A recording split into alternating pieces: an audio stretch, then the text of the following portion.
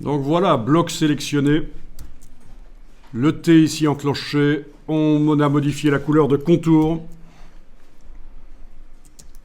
Alors dans la palette contour, vous avez modifié l'épaisseur. Oui, vous avez aussi la possibilité de faire en sorte que le contour s'aligne à cheval sur le bord du caractère ou à l'extérieur. Mais on va le laisser à l'extérieur. C'est bien. Voilà.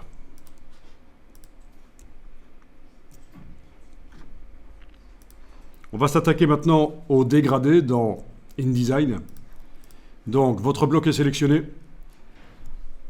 Dans la palette des outils, c'est bien ceci qui est enclenché. Vous indiquez que vous modifiez la couleur de fond. Vous activez la couleur de fond. Elle doit aller en premier plan.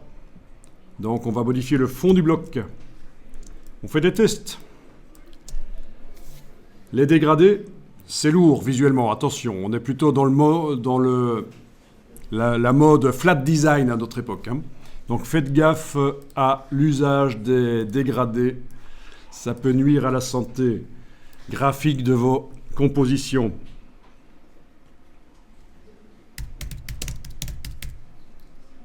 Le flat design, j'imagine que tout le monde connaît. On l'utilise pas mal pour les icônes notamment. On ne fait plus beaucoup d'icônes avec du dégradé dedans, mais c'est valable aussi pour tout type de composition. C'est revenu à la mode à un certain moment. C'est revenu à la mode les dégradés, mais voilà. Donc là, je ne suis pas en train de vous montrer des exemples de dégradés, mais plutôt des exemples de flat design, justement. C'est la tendance actuelle. Ça peut être intéressant de s'informer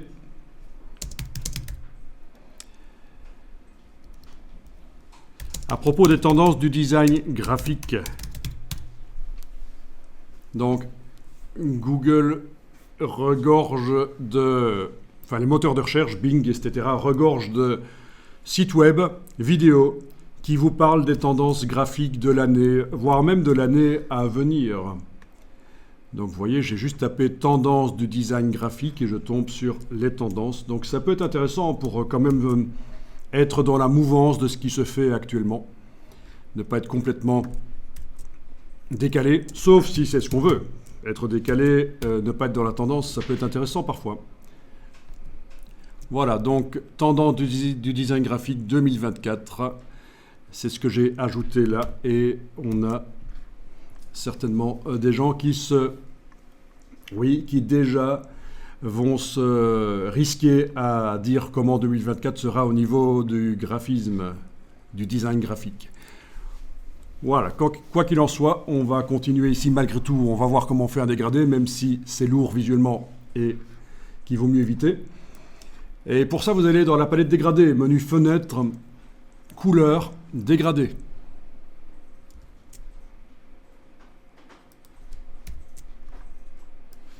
Donc, contrairement à Illustrator, je ne pense pas que la palette puisse ici être agrandie, ce qui est bien dommage. Vous allez cliquer sous le dégradé. Vous avez mis un échantillon. Il y en a un autre qui est apparu de l'autre côté. Et le dégradé est sur le bloc.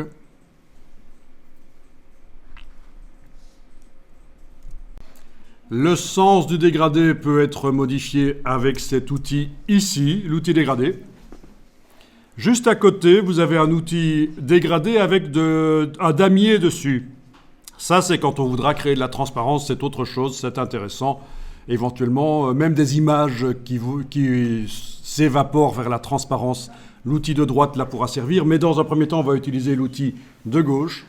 Et vous tracez, et ça détermine le sens. Voilà. Ça peut donner quelque chose de réaliste finalement. Ceci finalement est assez réaliste. Je vais d'ailleurs l'enregistrer ici. Vous pouvez aussi faire quelque chose quand vous avez obtenu un bon résultat. 55, c'est le nom du document. Et donc c'est une simulation de... Et là je vais cliquer à côté avec la flèche noire, rien n'est sélectionné. Je vais enclencher la case aperçue dans le bas de la palette des outils. Voilà. Quelque part, ceci c'est une simulation d'une découpe les découpes en impression, c'est de la finition. Après impression, l'imprimeur peut découper les choses. Bien sûr, c'est une découpe un peu irréaliste parce qu'on a ici un morceau de papier qui flotte et qui n'est pas attaché à la feuille. Donc c'est pas possible, ça, une découpe pareille dans la vraie vie. Voilà, ici dans Google, j'ai juste tapé impression découpe exemple. Donc je me suis risqué à le faire en français.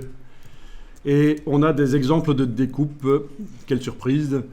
Donc voilà, ah ben voilà justement un bon exemple, le 8. Évidemment, ils ont été obligés, le 8, de l'attacher comme ceci, sinon ça flottait et ça ne marchait pas. Donc astuce, ils l'ont fait en deux parties. Vous voyez, c'est un peu cet effet-là qu'on est en train de faire sur notre document, sauf que ça coûtera rien de faire ça, puisque ce n'est pas une vraie découpe, notre document, c'est une simulation, mais peut-être que les gens qui vont recevoir le document vont avoir l'impression que c'est une découpe. Bien. Donc les découpes, bien sûr, c'est utilisé aussi pour faire du packaging.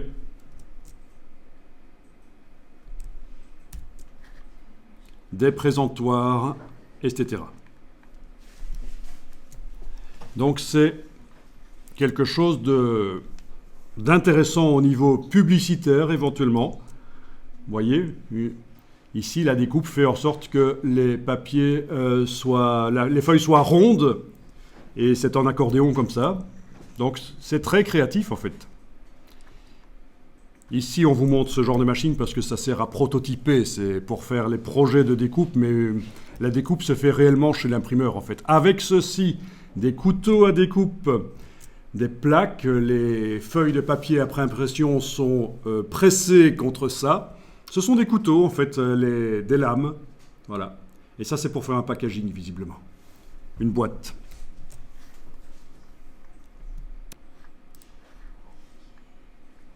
En voilà un autre. Forme à découpe. Voilà.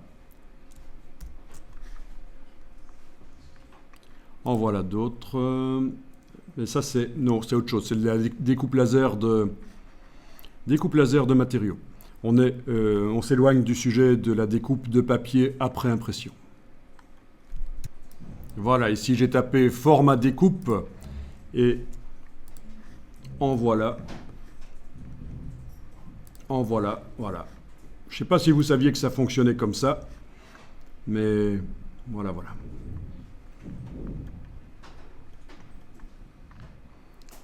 Quand vous recevez des choses spéciales avec des découpes dedans. Bien. Alors, au niveau du dégradé, vous allez pouvoir double-cliquer, donc toujours en ayant le bloc sélectionné. On travaille sur le fond du bloc. Voilà, on teste éventuellement en amenant sur les petits échantillons. On peut mettre des échantillons intermédiaires en cliquant, en le bougeant, en amenant une couleur sur lui, en créant une couleur spécialement pour lui aussi. Voilà, donc tout sera possible. Waouh, c'est à côté.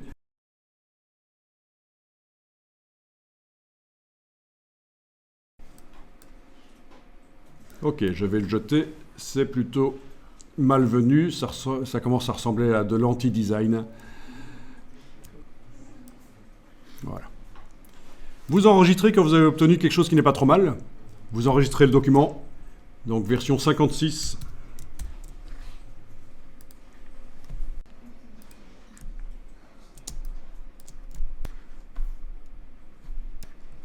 Alors on va aller modifier un peu la force de l'ombre et peut-être sa dimension pour adapter un peu aux nouvelles couleurs. Peut-être qu'aux premières couleurs qu'on avait vues quand on avait ouvert le document, ça convenait, mais peut-être que là, ça ne va plus.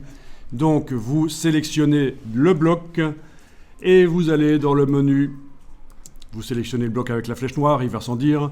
Et vous allez dans le menu Objet, Effets. Et vous allez entrer dans le menu par la transparence. C'est important de ne pas entrer dans le menu par l'ombre portée ou quoi que ce soit. Voilà. Donc, les effets arrivent, dont les effets de transparence. Et vous voyez qu'il n'y a pas l'effet spécial ombre portée qui est appliqué. Pourtant, on le voit, non pas une ombre portée, qu'est-ce que je raconte, une ombre interne. L'ombre interne, on ne la voit pas. Comment ça se fait que ce n'est pas enclenché, l'ombre interne? Est-ce que quelqu'un sait répondre à cette question? La réponse est sur l'écran. Il y a une ombre interne, on la voit.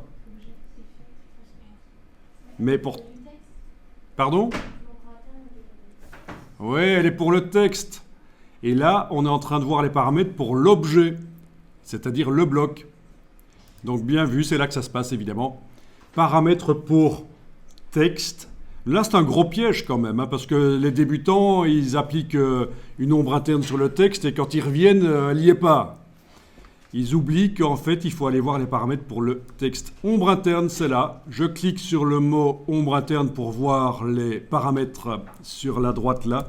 Et on peut modifier notamment l'opacité, etc. Avec la case aperçu cochée en bas à gauche, on voit directement ce que ça donne. Et encore une fois, si j'avais eu l'intelligence de zoomer avant, ça aurait peut-être été pas plus mal. Voilà, vous avez également la distance à tester, la taille. Voilà. Le décalage, oui c'est l'angle en fait, c'est foireux dans InDesign, l'angle c'est avec un décalage XY. Ah sinon ils ont mis quand même ça, j'ai rien dit, je me tais. Ils ont ajouté ça, ok. Bon ben voilà, avant-après, vous voyez, on adapte l'ombre, ça peut être beaucoup mieux. On a l'impression que la forme découpée, le papier découpé est plus proche du papier qui se trouve derrière. Ok. Vous enregistrez quand vous avez obtenu quelque chose de bien.